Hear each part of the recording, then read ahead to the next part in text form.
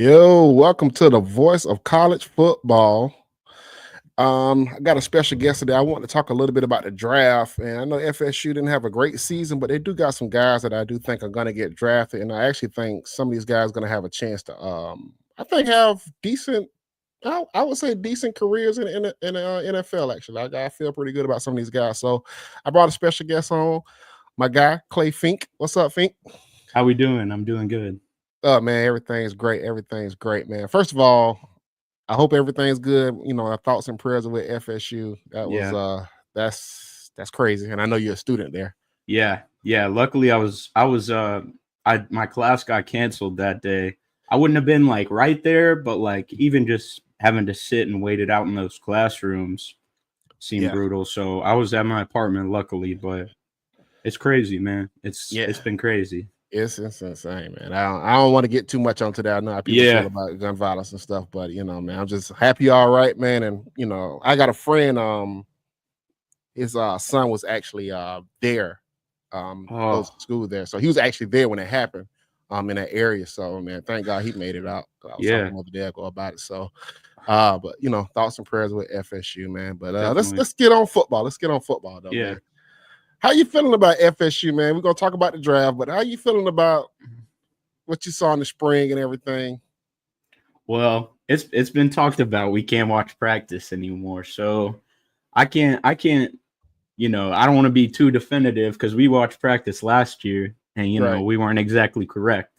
But I think from what I've heard, I'm kind of happy with how things improved at the end of the spring. You got so many injuries. I mean, at this point, at first you kind of brush it off, but Right. I think at some point, like, man, it's a lot of injuries this spring. Some were already injured, but like, it's a lot. And, Tommy kind of, it sounded like started off up and down. I mean, Kevin Sperry was getting the most hype of the quarterbacks basically the whole spring.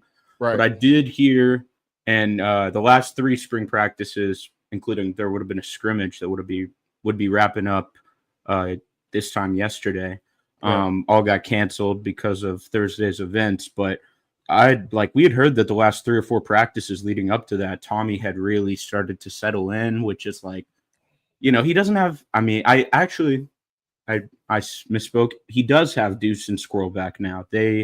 Squirrel had Yeah. missed basically all of spring until sometime last week, and then Deuce started off strong. He had some minor injury that kept him out a week or two, and then he Okay. came back. But Tommy kind of had his guys, and that was kind of the same time that he started to figure it out. I think there's a lot of kind of unknowns with this team. Like the running game doesn't sound like it was very impressive this spring, and that's concerning for a Malzahn offense. But you also got this incredible freshman running back coming in.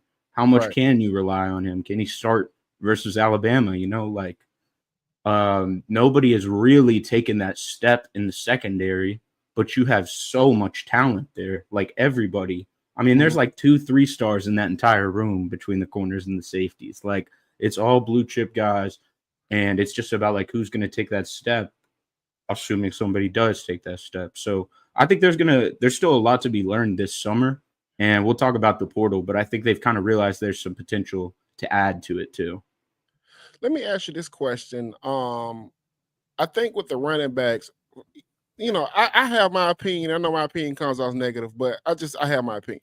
I do feel like it's a position where they're not really that special. And ideally, you kind of want a special guy for Gus Malzahn's running game. And Yeah, Gus has been good yeah, with finding he can guys make that the most out of. right. So I think they will run the ball fine, but I think if Yeah, they're gonna get it, I think the problem is can they be explosive in the run game? And right. I think that might be where the disconnect when people keep talking about how bad it looks or whatever, or how it's looking so far that they're not very explosive right now. No, no. Yeah, it's tough because you have really just like that's not the game of all of your top like guys in that room right now outside of Jalen Lucas. But I Right. mean, he's not going between the tackles and breaking it for 80 yards or whatever. He's getting jet sweeps and doing all this other stuff. I mean, Hmm. like Roydell is what he is. He's not particularly explosive. Cam, same thing.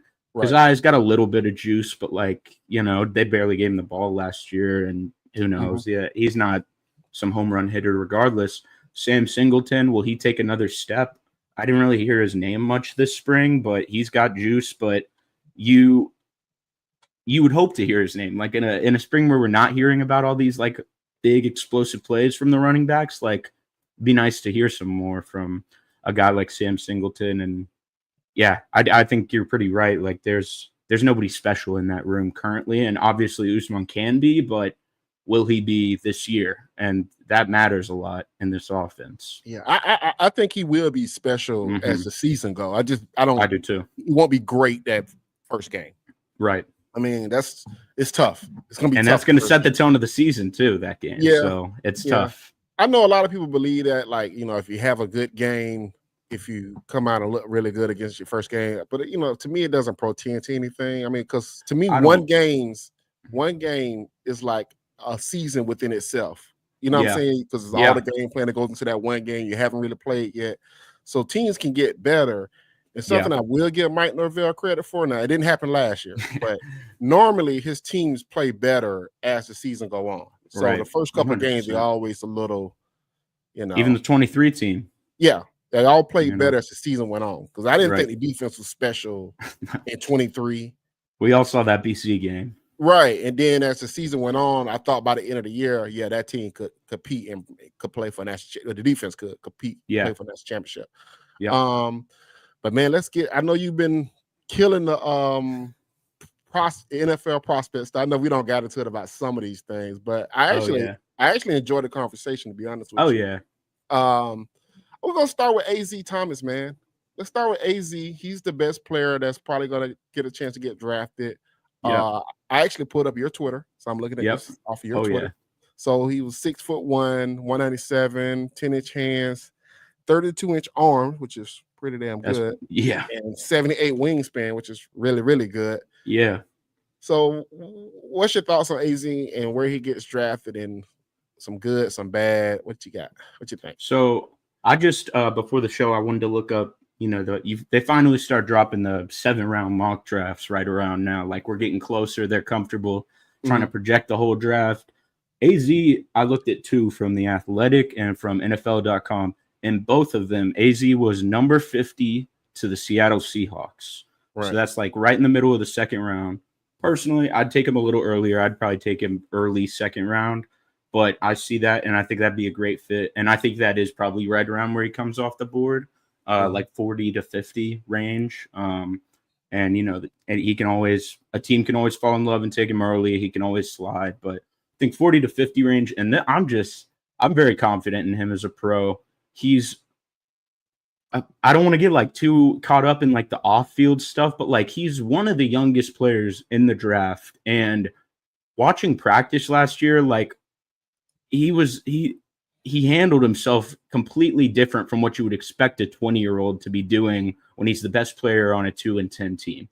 You'd expect him to be, kind of doing his, like, taking reps off in practice and, giving up. And I think, he definitely made a few business decisions as a tackler late in the season when it came game time. But I think his intention in practice, even like when, they were 1-9 or whatever, just working with the young guys, being so focused every day. Like, you could tell he treats practice like a game. Like, he works with the young guys, but he comes in and he kind of just locks in.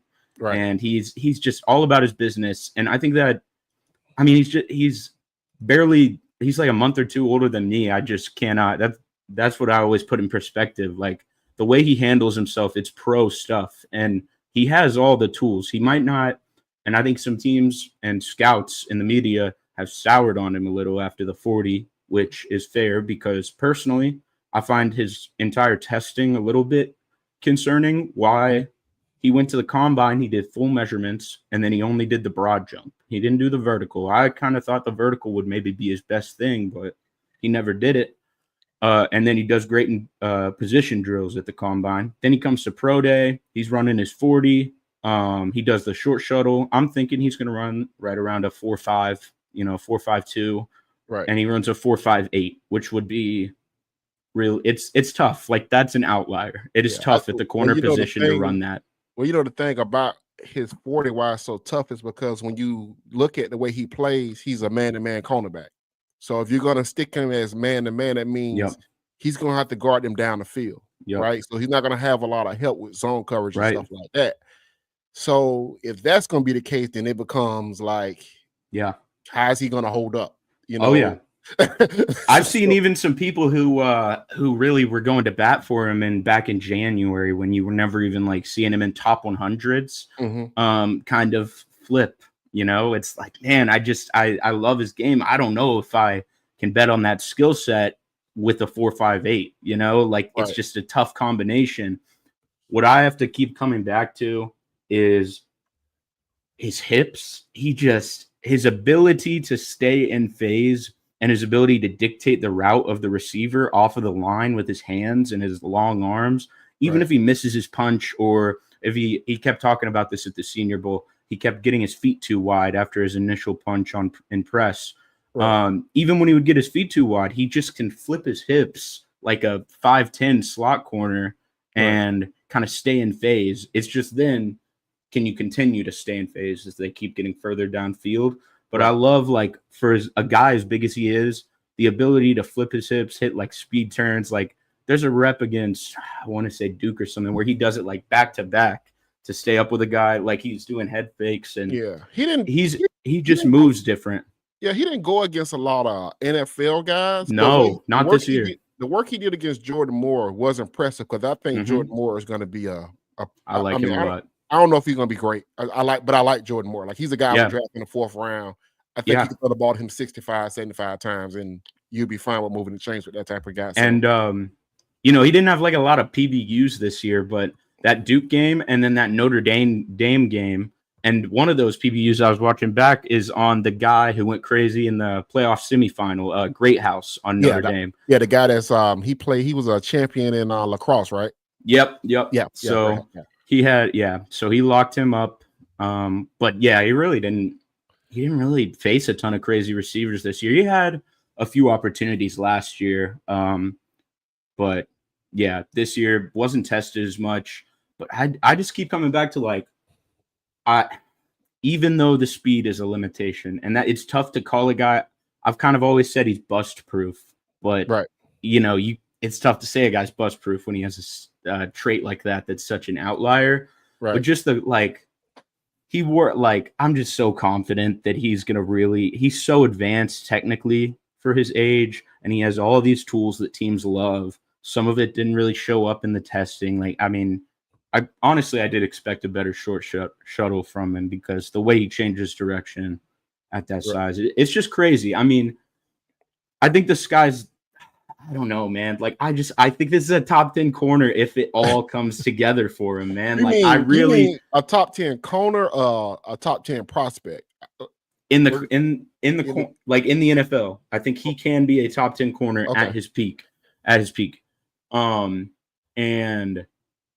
you know, he's always going to have some of the speed concerns, but I forget who it is. But there's a few.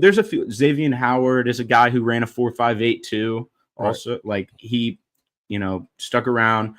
You got to be really good at everything else to overcome it. But I'm very confident. And the other thing is that the tackling, like, he definitely did make some business decisions this year, but you see him make some big hits. Like, I do think that will kind of. Well, I think what hurts him is because you're gonna have to play man with him early on. And this is something I will say, because I listened to Steve Spagnuolo talk about this. That made a lot of sense when I heard him talk about this, because he was talking about after they beat the 49ers in the Super Bowl. Yeah, they was asking him about him shutting down the 49ers offense in the second half, which they didn't really shut him down, but they got him in key spots and shut down. Yeah.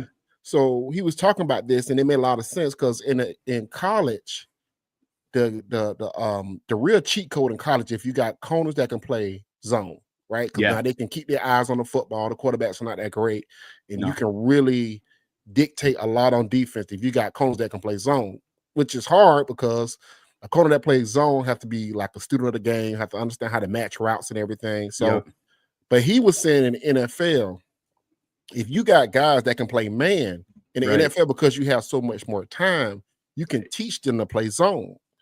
So in that particular game, he was saying when they was evaluating guys to draft, the Chiefs they was taking mainly man guys, like guys that Definitely. could just play man.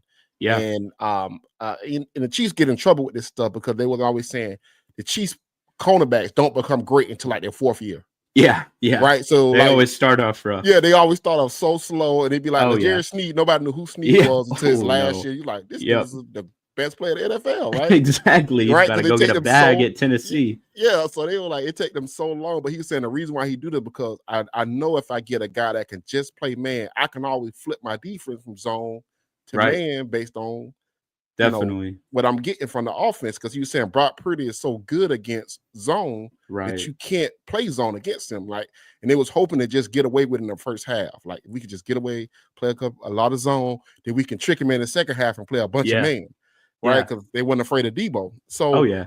so the thing with AZ, my point bringing it back to AZ, because he's a man corner, that's a very coveted thing to get a guy Mhm. that can play man. Like, okay, so with AZ, I think it's a couple places that I think would be great for him, like Buffalo. I think Buffalo would be a great I place love for him. Buffalo's place for him. Yeah, I think Buffalo is a great place for him. Like, if I'm Buffalo, I would probably trade back Oh, yeah. to try to get, if I'm Buffalo, I would try to get the safety from South Carolina, Oh, yeah. Yeah. and I would I try like to him a pair lot. him with AZ. And if Mhm. they do that, I think that would make them, because if you can trade back further enough where you can pick in the first round, the first or the second round, Yeah. Yeah. and be able to trade back up again into the second round, a little further up, where you can Get you can AZ. go get AZ and you compare both of Mhm. those guys together. Mhm. That's something Philly would do. Philly would do something like that. Oh, Like, yeah. Philly would do Oh, stuff yeah. like that. Oh, yeah. They just attack their weaknesses. So I like And AZ a lot. Philly, that organization, they just generally get the most out of their guys too. Like, even outside of the scheme stuff, like the guys they draft, they're gonna they figure it out. They attack their weaknesses with Mhm. a lot of value. And I was telling somebody because in the draft, I hate these conversations. Everybody in the draft be like, oh, it's a good draft to trade down and like get a bunch of picks. And I'd be like, that is so stupid, because you're not gonna draft 10 players in a draft that are gonna Right. like make you better next year.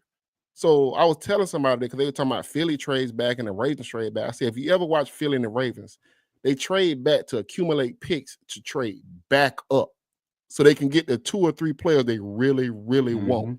right? And they don't draft a guy to develop a guy unless it's a big O lineman or D line. But most of the time, they drafting a guy to be a player on their offensive defense. So, when they traded up for Cooper DeJean and they traded Yeah. back to get, remember they traded back a little bit to get the cornerback, then they Yep. traded up again to come get Cooper DeJean to pair What them together. I always think about with the Ravens is when they got Kyle Hamilton and Tyler Linderbaum in the same first round. That's 2 Pro Bowl All Pro type guys in year 3. Right. And I want to say they traded back, or I think they had traded back for Hamilton, and then they traded it back into the first round because they saw Linderbaum falling, and they were like, "We got to get this guy." Yeah, But yeah, they had the picks to do that. Yeah, but you have to trade back to accumulate the picks, and you trade back up to come get a player that ain't nobody even looking at. You like, well, because people kept saying Linderbaum was a little too small, arms a little short or whatever. So I always tell people this about drafting, because I watched Trent Baalke. He would trade back, collect all these picks, draft a bunch of bad players, and everybody be looking. Well, but they're athletes. They're athletes. They're long arms. They got long arms. None of them can help you. He need a red shirt season. He need another red shirt season. I'm like, Baalke, you drafted a bunch of players. Man. None of them can help you. He's crazy. So I'm huge on I'm very much huge on AZ. I think there's a couple systems that I think actually work perfect for him. Like I said, the Bills are one. I know they keep saying the Seahawks. Yeah. But I don't think he fits with the Seahawks because that defensive coordinator loves to run zone. I was thinking the same thing. I was going to talk about that. I feel like that's such an odd thing that both those mocks had him to the Seahawks, because I don't really love that. That's good value for the Seahawks, and they do have like big corners out there, but they run a lot. That's kind of it. They run a lot of zone. Woolen can't really play man all the time, man. Like he'll get cooked sometimes. Like you got to let him read the quarterback. He's big defense, and he's got all the traits, but in that defense, the big step, because that's like one of my favorite defensive coordinators in the league. Him and my guy from the Chargers, because both of them was on the same staff for Harbaugh. That defense, it takes them 2 years to really cook, like to really get to that level. Like that dude's really good, because a lot of things what he does is a lot of changing the picture after the snap. So a lot of times it's taking us a lot of checks within that defense. So it's going to take That's the same as Spags for real. Spags love to change some, show a pressure or something like that. Yeah, man, Spags is the best. But so AZ, there's some good fits. There's definitely like it's gonna come down to the fit a lot too, like projecting his career. Like hopefully a team trying to run, because I think the thing like obviously Fuller runs this scheme that's very difficult for a college corner physically. You got to be in man almost all the time, but it's not really that like mentally difficult. Yeah. You're not really being asked to sit back in zone and read out route concepts. And, you're not like AZ is the type of guy where I think he has like the play IQ to be that type of guy. Right. But man, he just doesn't do it enough. And then when they would put him in zone, the eyes are bad right now. Like that is something he like. It could be bad. Like I really hope he did. No, I really hope he doesn't go somewhere zone heavy because they didn't teach it well.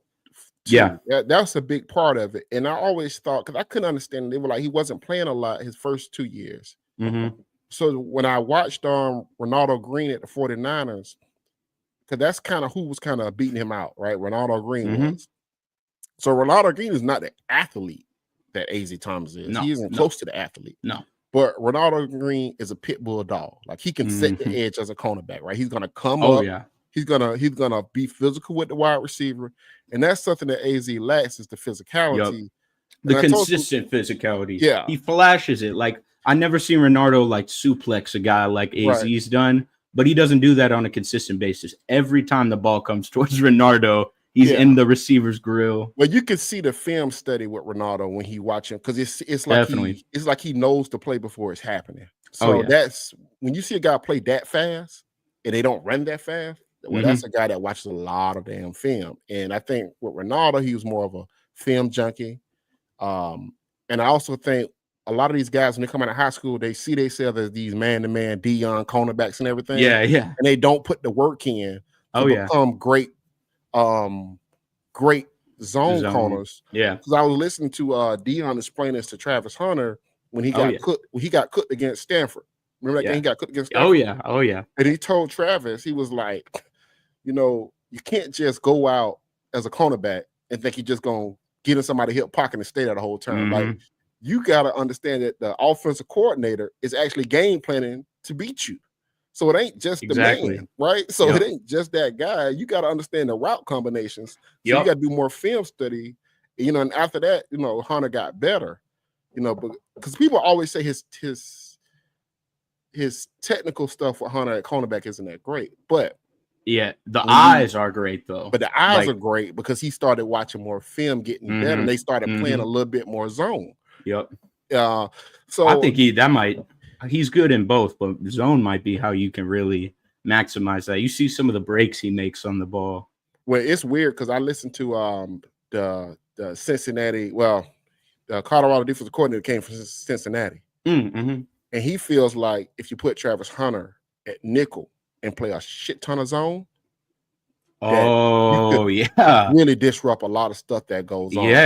Yeah. So he had him playing nickel at Colorado in the spring because he was telling him if you can play nickel in NFL, like that can cut away all this middle of the field action. Like all this middle of the field action will go away because you're so good at because it's like Mike Sandersteele from that was at Michigan that went to the Redskins. Yeah, he's got eyes like Travis for sure. Best ball skills just came out in like the last 3 or 4 years. I don't even think Rams got better ball skills than Mike Sandersteele, to be honest with you. No. Mike Sandersteele got some great ball skills. He constantly puts his hands on the football. Oh yeah. But I'm getting. He had a great rookie year too. Yeah, that guy. I listened to Nick Saban break him down. He was like, "This is my favorite player in the draft." And you see him throw the buffs on after he gets the pick. Come on, man. How can you not love that? Come on. Still is the dude, man. That is the guy.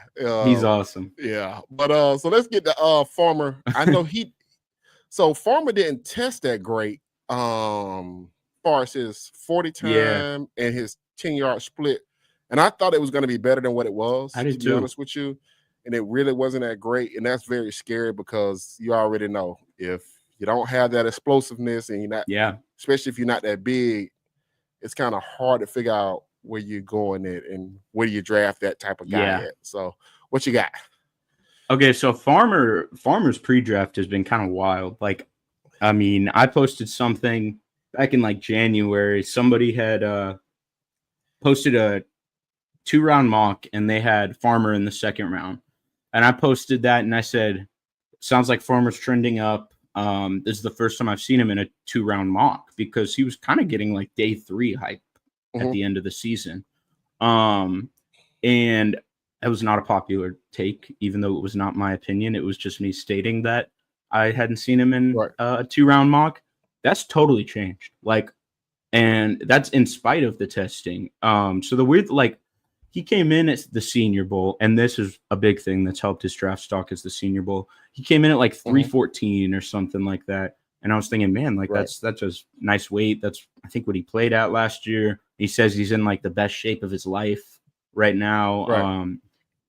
But then he goes to the combine. He's like 305, 304, something like that. And I'm like, oh, okay. He's going to run. Like he took some weight off to run. And then the testing is kind of underwhelming at 305. And it's like, well, I know you're going to play at 315. And we don't love the testing at 305. But in spite of that, he's still flying up draft boards. I mean, I think he's kind of capped out with the love from the media. Daniel Jeremiah from the NFL.com, he loves Farmer. I think he's 38 on his big board. He has him over AZ. He's the highest on him. But Farmer, let's see. I had 2 7-round mocks, and one of them from NFL.com had him going round 3 to the 49ers at number 75, so joining Renardo Green.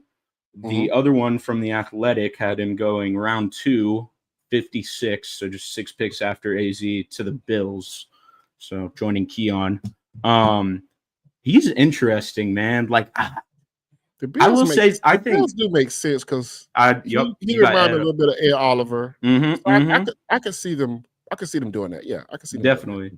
He's interesting, and a thing that really helped his stock was at the Senior Bowl. North Dakota State, formerly tackle, now guard, center. I don't even know what he's going to play in the NFL, but he's playing everything. Was by far the biggest winner at any position of the Senior Bowl. I mean, he was just dominant all week, except for when he played against Josh Farmer. Josh Farmer was the only defensive tackle in attendance who gave him trouble or really even won a rep against him, and he won against him 4 out of 6 matchups. Wow. So, and Gray Zabel has continued, like he's getting like top 20 hype a little bit now. Like he's continued to rise.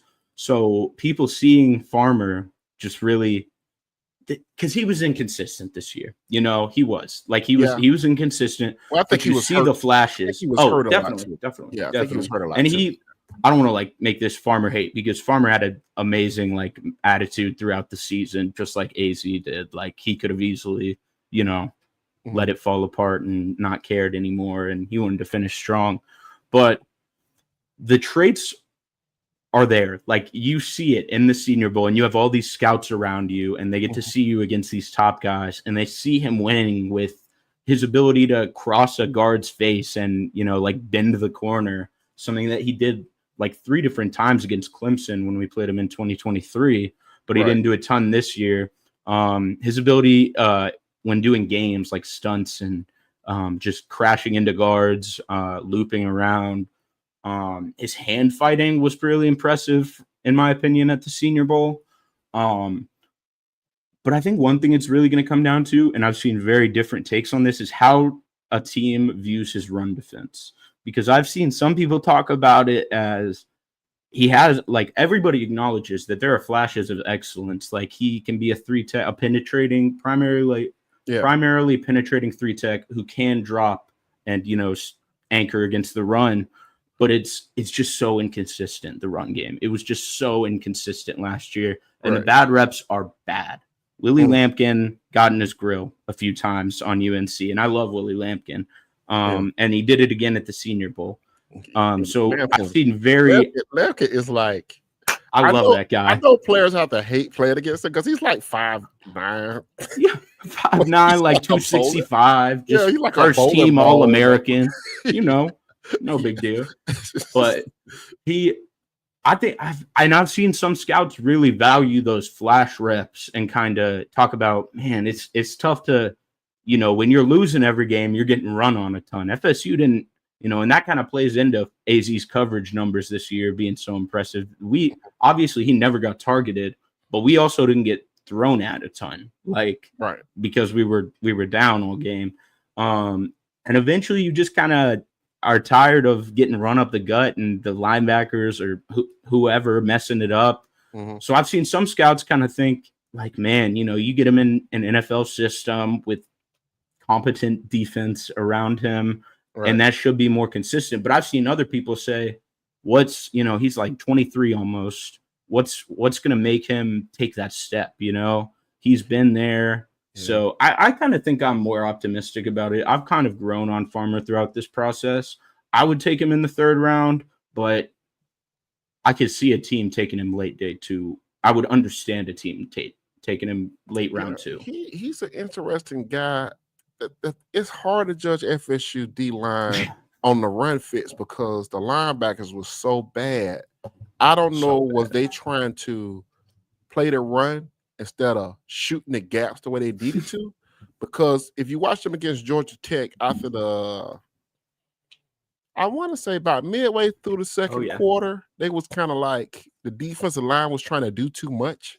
Yeah. So because they were trying to do too much, by the 3rd quarter, they were just completely out leveraged and just getting blown off the football because they were scanning straight up like they're the linebackers, and the linebackers are shooting the wrong gaps constantly.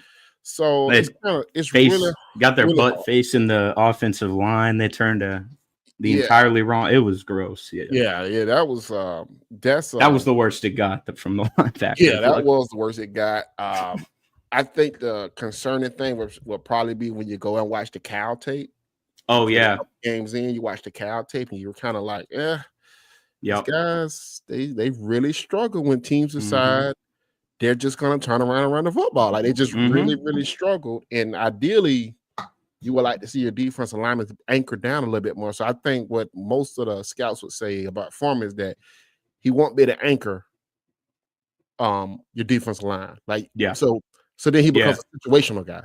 Right. So if he's situational, it's not all the value in situational guy. Are you taking that round 2? If he's a primary pass rusher, and he wasn't as productive as Darryl as a pass rusher even last year for real. Like, I actually think Darryl would have been better than 3-4 as a big end. I don't think he's good in the middle like that. We'll see. He's obviously big, and he's he's big. Like you would think he should be a nose tackle that can And we'll see how that looks this year. But but I mean, if they put him at nose tackle this year, and we in that 3-3-5, and I'm telling people right now, I think he'll be better as a big end. I think he makes more sense doing that type of stuff. But that's on them. They can. I will see. We'll see.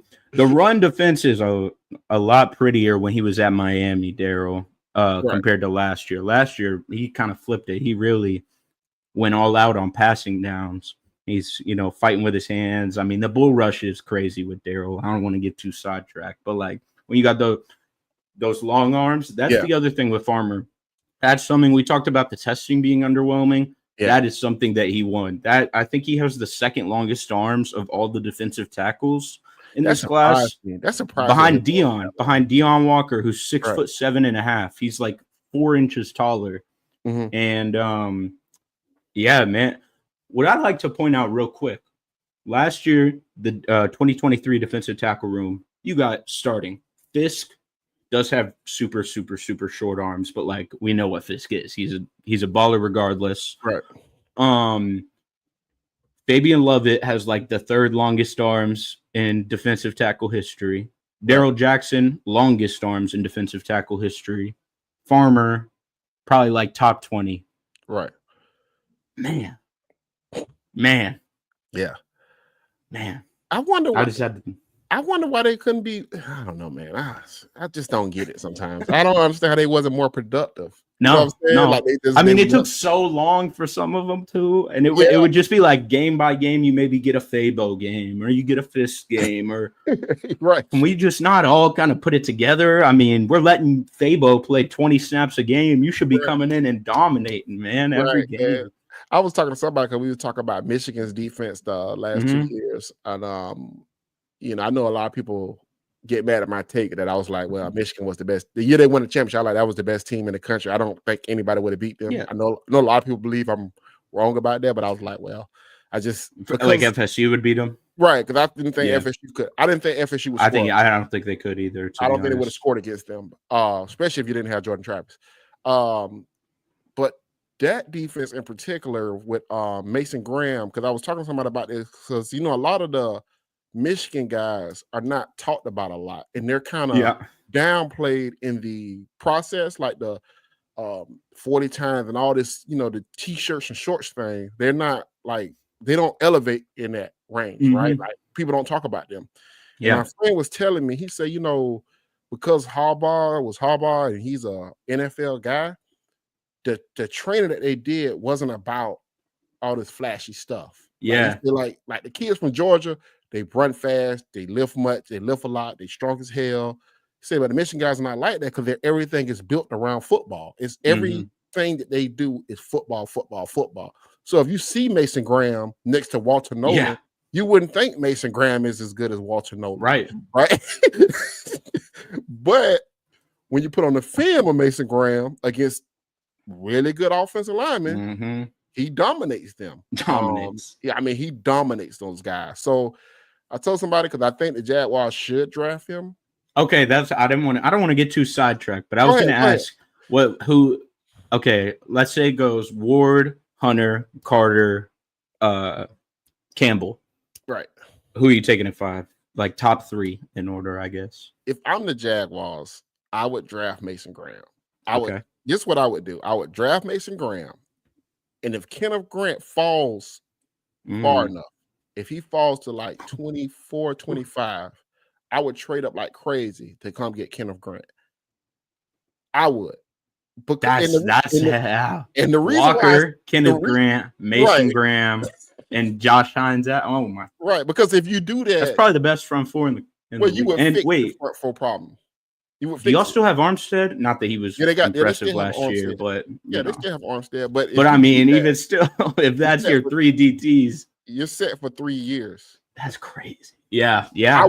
I would do that. I would. Yeah, that would be sick. You keep them together too. Yeah, you keep them together, and that's something that the GM that the Jazz got Gladstone from the Rams. Right. They're really big in pairing players together. So if you got an opportunity to pair them together, like I think it's dumb that the Falcons are not going to draft Kenneth Grant.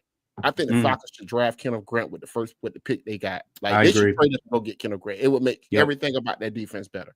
But that's a dumb organization. They're probably drafting a wide receiver or something, right? Oh, they're gonna do something stupid, man. The Falcons. But I would draft Mason Graham, and I think the reason why you draft him because if you're the Jaguars, you want to get the most amount of value out of Trayvon Walker. Yes. And if you put Graham next to Walker or Grant next to Walker, if you decide you want to do all these stunts and stuff like that, you got some really great athletes that can really get that stuff done. And Graham, and this is something I put a high value on. And I know me and you talking about pressures, and I don't want to get back to the conversation, but one thing I value is guys that get guys on the ground. Oh yeah, he finishes plays. Yeah, he finishes plays. So if he gets in the run game too, if he gets close to a ball carrier, you're getting on the ground. Which is why the short arm thing I think is a little bit silly with Graham. Like that was kind of one of my concerns with Fisk was I didn't think he was amazing finishing plays throughout the season, and he really, I mean, if he got in the backfield against Louisville, he was taking down whoever he was hunting. Right. But like that, I thought that was legit with Fisk. Mm-hmm. The arm length stuff with Mason Graham, obviously that matters for beating, offensive linemen, but in terms of like finishing plays, making tackles, like his tackle radius, it didn't matter in college. Like good defensive coordinators, if you're fast enough, like if that 10-yard split, if you're explosive enough, fast enough, the short arms don't matter because I mean, Mm-hmm. Aaron Donald wasn't like some long freak. Aaron Donald had pretty small arms too Yeah. compared to the position, but he's very explosive. So he can get to you. And one thing Yep. about Aaron, if he got his hands on you, he finished you. I mean, it took Trayvon Walker a full year. His first Oh, year, he yeah. wasn't a good finisher. Second year, Trayvon No, Walker yeah. was a much better finisher his second Yeah. and third year. So, like, I think people have been talking about Shamar Stewart, how he got a lot of pressures, but he's not. He doesn't finish plays. He's not a He does finisher. not finish plays. Yeah, he's not a finisher. And my biggest thing I tell people this all the time: if you can't finish in college, I don't know if you're gonna get to NFL and some light's gonna switch on and you're gonna become a big time finisher. That's gonna take fair. you. It's gonna take you some time. So, to me, especially when you got the tools theoretically, like, and I love Shamar Stewart, but he's got these long arms, and it's like, man, you're this freak athlete. Change direction, stuff like that. Like, why are you missing tackles in the backfield? I think, man, to be honest with you, man, I think it's a preternatural thing. I think it's one of those things where you have to play in a system for a while. You have to get, and I think a lot of times in the NFL, especially when I watched the Rams this year, because it was surprising to me that Verse was so much better at the Rams than what I thought he would be. But when I watched the way Shula use him and Fizz and Kobe turning those guys together, he created a lot of angles for them guys to make it easier for them to finish. Exactly. So the NFL, I mean, these are the best coaches. You know what I'm saying? You got 5 different coaches coaching one player. So it's like you get better and better at this stuff. So that's why I say I wouldn't be as down on drafting Graham or these guys with shorter arms if they're as explosive as you need them to be. Right. Especially if you're pairing them with really good guys on the defensive line with them. You know, that would be sick, man. That would be great. That's what I would do. So who would be your second choice for the Jags? Yeah, I would go Jalen Walker would be my second choice. Okay. I would go. I'm not a big Jalen Walker guy. Well, he's a dog. He is. I just don't know. I'm just worried about how you use him, man. I don't know. I think you look at Von Miller. I think you look at Vaughn. I think you take him and I think you move him as like an off-ball linebacker, but you play him off of Trayvon on third downs. Yeah. So then you would put Armstead inside, Trayvon inside, Jalen Walker on the other side, Josh Hines on the other side. And that would be your third down, get out the field package. Because I think with those two guys, especially with Armstead and Trayvon, or you put Mason. We got Mason Smith too, the guy from LSU. Oh yeah. I mean, he's got all the tools. Yeah. So if you could, I think you could. Jalen Walker's Jalen Walker's a finisher now. He's a guy that he does. But the thing about it is, can you keep him getting blocked one-on-one? Because if he double teams, he's not going to be good in the NFL. So I just didn't love his pure off-ball linebacker film. I thought he was poor when he had to like take on blockers in the run game. I didn't really like the coverage tape. I thought his eyes were kind of bad. He'd get caught out of position. I watched the Bama game this year. I don't know. It's a tough 5 is a tough position or a tough pick this year. Really tough. It might be the toughest pick in the draft because I really do love Mason Graham, but I don't know if it's like some like amazing value like I would have thought maybe 3 months ago. Like I still really like him. But it's like, man, like what are you gonna do? You gonna take like Tet or something? Genty? To me, Tet's overrated. I agree. I like Tet, but I think he's overrated. I like Genty. My friend was trying to talk me into this Genty thing because the Jaguars was talking about Genty a lot. But my biggest thing with Genty is how's that going to make the whole team better? Yeah, I just don't. That's kind of what it comes down to. You got a top 5 pick with you have Trevor Lawrence on contract, and you got a top 5 pick. You cannot waste a top 5 pick on a guy, and not waste. Obviously, Genty would probably be the best player you could draft. But how is that going to, as you were saying, it's not going to help the whole team. Yeah, how is it going to take the team and push the team to another level? I just don't. I think you'd be in the same place. Now, if the Jazz drafted Tyler, I would draft Tyler Warren if you just felt like I want to give Trevor as much help as I can possibly give him. I would draft Tyler Warren. That's valid. Right? That's valid. I like Tyler Warren a lot. Yeah, and I wouldn't think anything of it. Like I Yeah. wouldn't care if they like how the Lions went and drafted Gibbs and everybody clowned them that day. Right. And Oh, they were yeah. fist pumping, and everybody was like, "Well, these guys are idiots." But You at the go end of the RB, linebacker, tight end to start the draft, man. People were furious about yeah, that. people They was said mad at them, but no value, no yeah, positional value. And yeah, they but he all was three like, are plus players. right. But his team was ready to draft those guys because he had already got Penei Sewell. He had already had Frank Wagner at Yep. center. Yep. He already had the offensive line. Team is Who's built out. So, who's the speed guy that can tilt the field? Oh, that's Gibbs. Who is the speed guy that we can get to run these 9 routes to really open up the middle for the Yeah. tight end? Oh, okay, well, that's Jamison Williamson. Oh, and then we need a tight end that's really going to eat the seams up. Okay, go to Iowa and get your tight end. Yep. It doesn't matter where you're drafting guys at, as long as you go to the playoffs. Exactly. So that's That my roster's biggest stacked, man. That yeah. roster's stacked. I mean, I'm guilty. I saw Gibbs pop up on that board. It was probably the most. No, that's a lot. Cleveland Farrell went number 4. That's the most surprised I've been.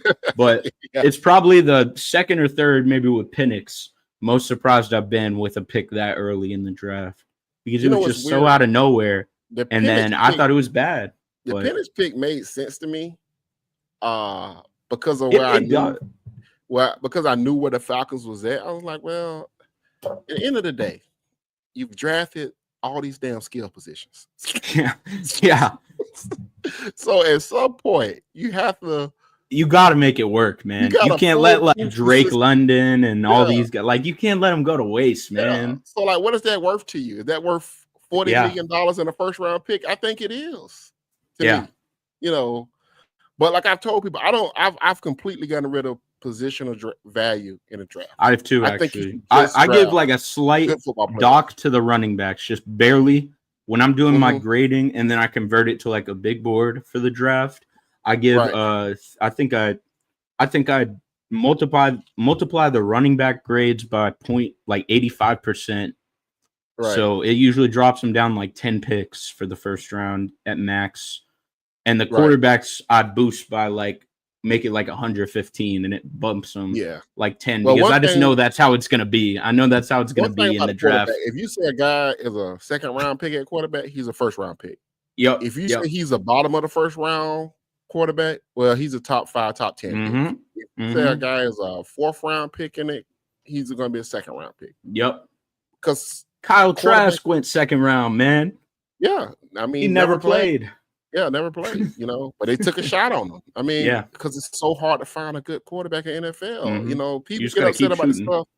Yeah, you do. You have to keep shooting, man. So let's get to Fitz. Man, we got let's get to Fitz. Kicker.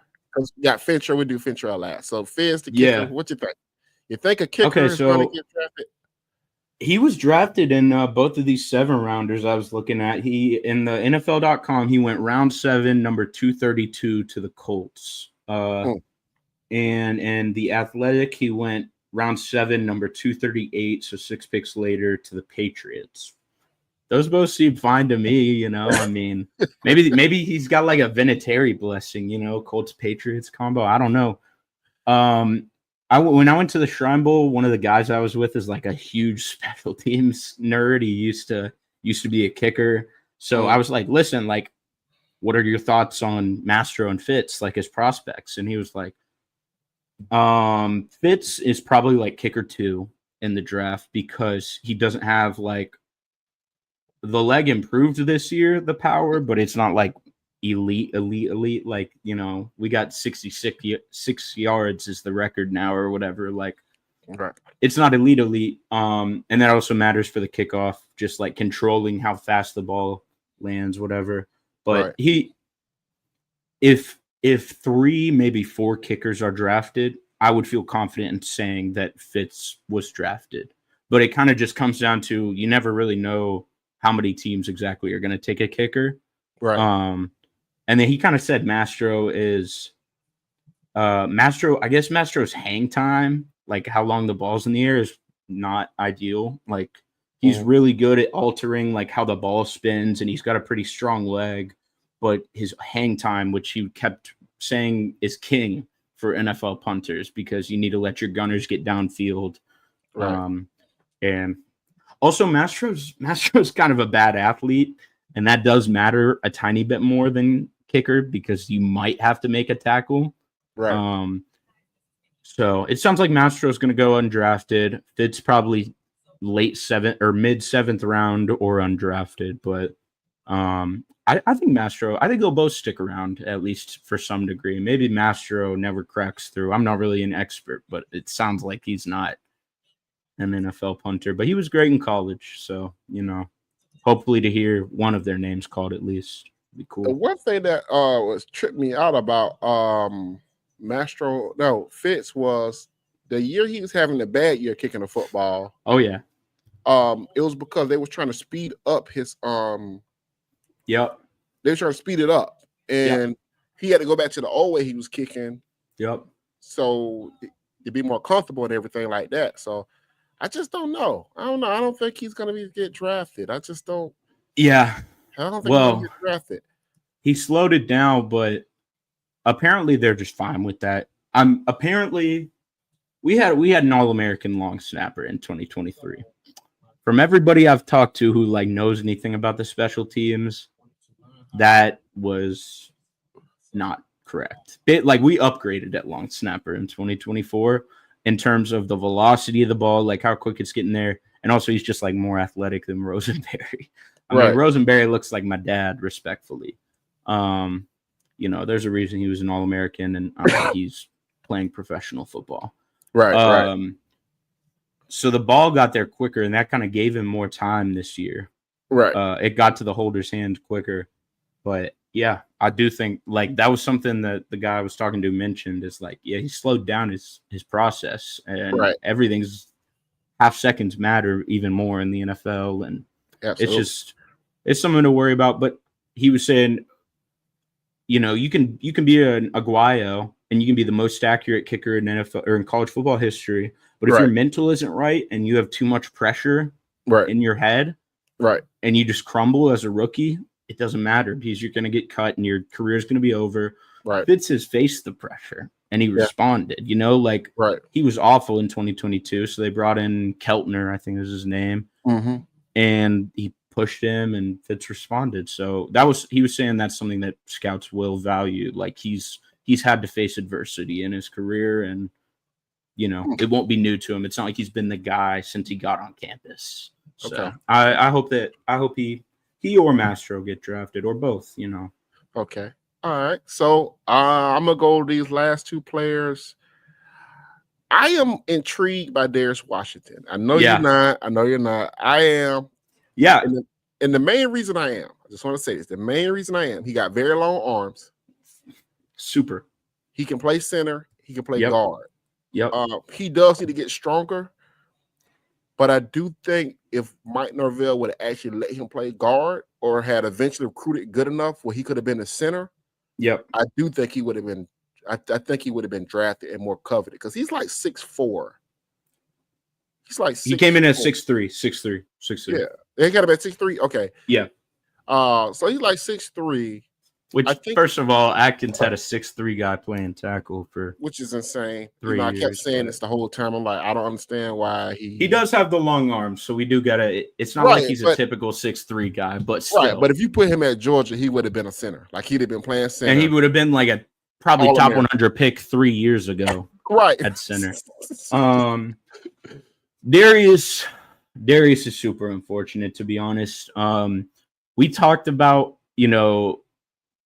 he looked like he could be an All-American last spring, man. And Norvell went on the McAfee show, or not I forget what show it was, but Jerome, mentioned Darius as he was talking about the O-line and saying I think we have a potential All-American in Darius Washington. And he was legitimately elite from the PFF grades and stuff in 2023. And the film was the pass pro in 2023 when they would put him in at left tackle. It was really good, good. And I had such high expectations, and I talked to his uncle, and basically the feedback they'd gotten last spring was that his highest grade would be at center as a prospect. So there was a point last spring where they were debating adding a tackle in the portal, or not last spring, last winter portal, debating adding a tackle so that they could kick Darius inside and let him either play guard or push Mo. Well, they didn't add a tackle. They added 3 interior offensive linemen and Richie, Ferguson, and Rizzi. So then they were all in on this is going to be the first offseason that Darius can fully commit to one position. And he played left tackle all spring. Well, he ended up being banged up. And so he didn't really even get that full offseason like they were hoping. Right. And it kind of, I think we kind of knew what it was going to look like after the Boston College game. Let's just say, I mean, we all saw it. You know, the Georgia Tech game was whatever. But he went up against Boston College, and now Donovan Ezeraku is a potential first-round pick out of Boston College. Dude, the podcast I listened to Bill O'Brien the week before they played Florida State. Yeah. And they was asking him about the matchup. Oh, really? Yeah. And, you know, Bill O'Brien is very blunt. He's a very blunt person. So if he don't feel like he got a chance, he'll say certain things. He'll be like, you know, we got to focus on ourselves and stuff like this. But when he got ready to do the Florida State matchup, he was like, yeah, I think they got a lot of tradition, but he was like, I think we're gonna get after them. He said that. He said, I think we're gonna get after them. He said, I don't think they can block us. Yeah, no, we could not. He said that. He said, I don't think they can block us. He named the guy Ezeraku. I didn't know who Ezeraku was at the time. No, I didn't either. He said Ezeraku is really good. I don't think they have anybody that's gonna be able to block him. So he's like, as long as we do a good job of stopping the run on first down and second down, I think we feel pretty good. And he wasn't lying, dude. Because the way he talked like they was gonna beat Florida State, like it wasn't gonna be. That was a 17-point spread. Yeah, he didn't. That was not supposed to. No, he didn't feel that way though. He felt like they was gonna put a lot of points on Florida State. Yeah, I think he was mad that it was as close as it was. To be honest with you, because you know, and Bill. It was ugly, man. Yeah, it was, man. And they had no answers for them. It was crazy, man. No. But I mean, Darius, he's going to be getting some airtime on Thursday night on NFL Network whenever Donovan gets drafted because it was bad. It was at the time I remember we looked. It was the single most pressures that he has ever allowed in his NFL or in his FSU career in 6 years here. He's been starting since he was a true freshman. Like 285 pounds, and he had never allowed that many pressures in a game. He allowed 3 sacks in one game. I think he had allowed 3 in the last 3 seasons combined. And he did it. It was just dominant. He just dominated him, and he never recovered. He did it every which way. Every way. He went through him. He went, yep. He went inside spin. Let me cross the outside. Let me go through your chest. He did it all, man. Yeah, and that's just tough to recover from, man. You can't be a draft prospect. And granted, he was doing that at left tackle, and everybody likes him most at center. But it's just tough to overcome having a game like that against college competition. Yeah, I think he will go undrafted. He will. And I do think he'll get. If I was a team that I needed offensive line depth, I would draft him at center. I would play him at guard. I would give him a year or 2 years, maybe to get stronger. And I would make him a starting center in the NFL. I think he is a starting center in the NFL. I know. I totally agree that he has the tools. I used to be as high on Darius, and honestly, what made me tap out on him is I don't think he envisions himself as a professional football player anymore. I kind of question whether he thinks that's his future. Darius is a crazy athlete at his size. Like, I think we all know that's how he was able to survive at tackle with how short he is. But he's like change of direction. I thought the 10-yard split would be great. His testing was legitimately horrific. Like awful at Pro Day. To the point where I'm almost 5.0 shuttle was 9th percentile among centers ever. 8.33 3-cone was 8th percentile among centers ever. 5.41 40 was 2.4 or 24th percentile. So, and he benched 16 reps and he had a 24.5-inch vertical. I that is, and there were a lot more of these guys at Pro Day this year compared to last year. And it's just some guys, they love the experience of Pro Day, but they understand they don't have a future in the NFL. And I have a post about Darius saying I think he can make it on a practice squad. So I totally agree with you. Like talent wise, skill set wise, everything. I wonder if he has like decided that it's over, and wanted to just kind of go through the Pro Day process. It's cool to do the Pro Day. But I think of like Casey Roddick last year, and Roddick was obviously significantly worse than Darius, and he's not a great athlete in any capacity, but he had like one of the worst pro days of a guard ever. And it's like, I think you're a slightly better athlete than that. And then he accepted a GA position at Georgia State like a month later. And it's like, okay, I think you just kind of went through it for fun. And that's fine. Yeah. That's totally fine. Right. But that's what gives me pause with Darius is like, even if, if he gets signed to rookie minicamp, is he going to like be all bought in? Like, and I love Darius. It sucks that we've gotten to this point for real, because I really do think he has the tools to be a starting center with continued development. They just don't grow on trees, man. You don't find 6'3" guys with that long of arms that move the way that he does. Right. You just don't find them. So I think he will get signed. He'll be like a relatively high priority free agent among the center types, I think. But I do kind of worry that maybe it doesn't, he doesn't last long in minicamp. Okay. So let's talk about Fentrell and we'll wrap this show up, man. What you got on Fentrell? Fentrell had a really good pro day. He was definitely the biggest winner of FSU's pro day. I don't remember all the numbers off the top of my head, but he was like over 6'1" or over 6 foot, a little light. He's always been a little light, a little thin, especially compared to the typical Sertan corner. But he ran a 4.41, I want to say. He had really impressive jumps, good agility drills. And he had like the highest athletic score of any player from FSU in this class, barely over at AZ. So that really kind of helped bring him back onto the draft radar, because he went to the Hula Bowl, I want to say is where he went. And it's like, you don't get a ton of drafted prospects from the Hula Bowl. But Dane Brugler from The Athletic did tweet about him like after pro day, said like AZ had A+ position drills, but the real winner was Fentrell. And he like listed out all his testing, and he was like late day 3 option who had elite production in 1 year at Virginia, because he did. I mean, played like 9 games and he had like 14 pass breakups in that year. And I've been talking to his agent a lot this spring, so I've kind of been learning about his process, his pre-draft process. And basically they're just focused on, if he goes undrafted, what is the most zone-heavy team that he can go to, because he thrived in the zone scheme at Virginia. And they just want to get back to that.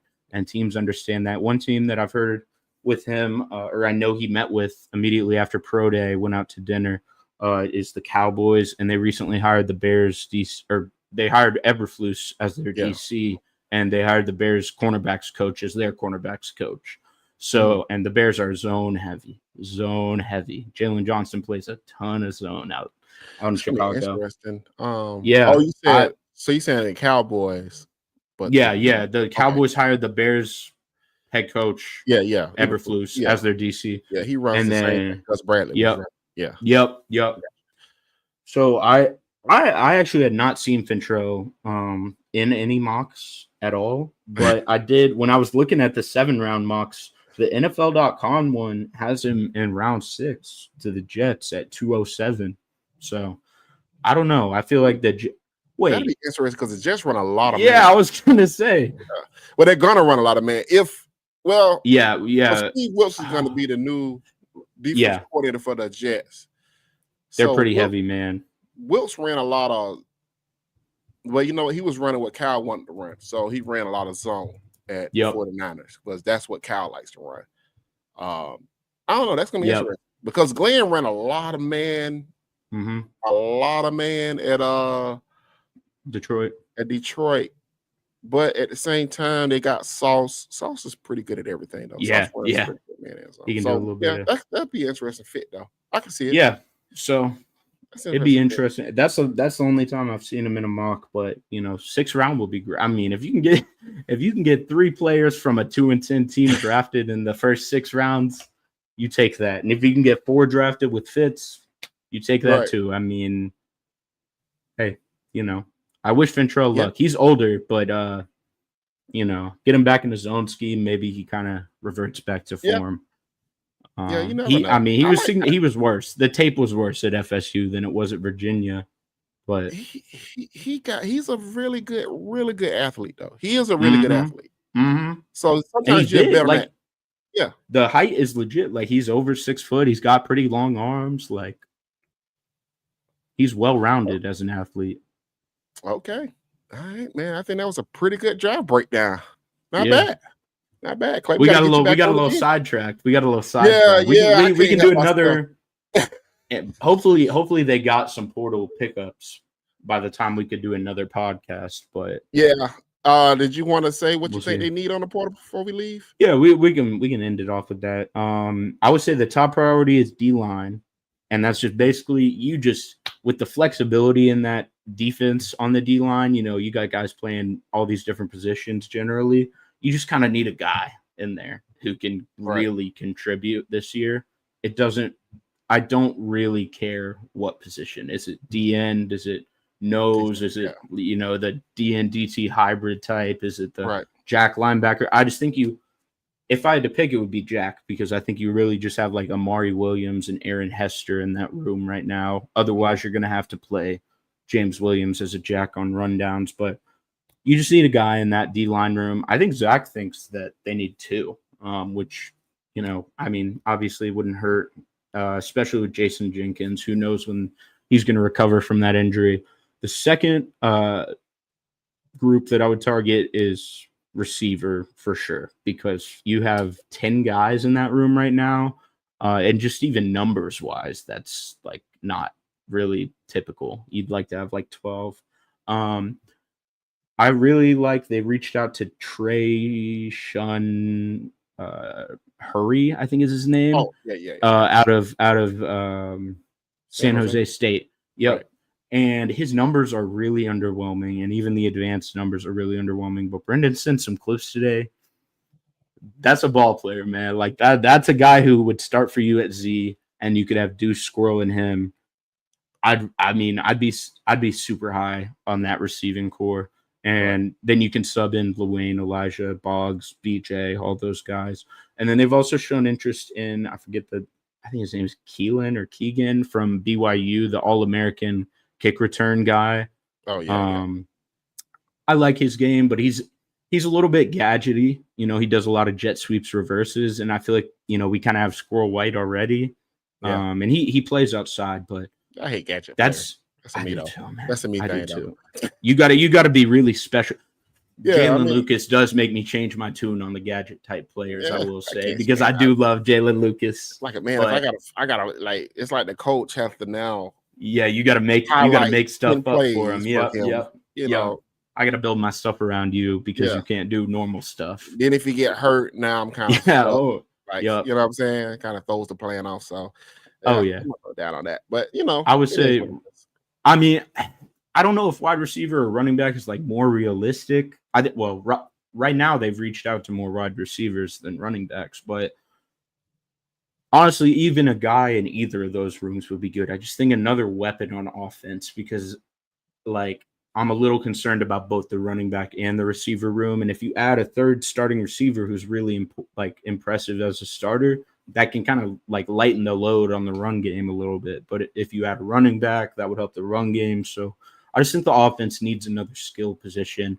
And then I'd like to add a like rotational offensive lineman, ideally a tackle, but we know how hard that is in the portal. So probably a guard. I've liked a few different guys, but they haven't really reached out to many. I have to get you back on, but I would really like to understand why they won't recruit more tackles. Like, I would really love to understand it, dude. Like, good God. You could turn them into guards if they don't work out at tackle. Exactly. You can turn them into guards. All of a sudden, you got longer arms. Yeah. For a guard. It's okay. But let's try him. Let's try him. Let's stop being afraid of the 6'6" tackle guy. Let's stop it, man. God. Yeah. just but anyway, man, that's the show for today. Please like the show, subscribe. Oh, make sure you follow Clay Fink, man. Follow Clay on Twitter. Is it Twitter or X? It's X now. It's X. Sorry, Eli. There we go. Follow Clay on X at Clay Fink, and you can follow me too. I'm always getting shit going, so follow us on that. Hit the like button if you're watching, and I appreciate it, Clay, man. Yeah, I'm sorry we get a little sidetracked in the middle there. I'm a ball talker. I like ball talkers. I'm the same way. I appreciate it. All right, we'll have to do this again for sure. I appreciate it. All right, you be good. You too. Yeah.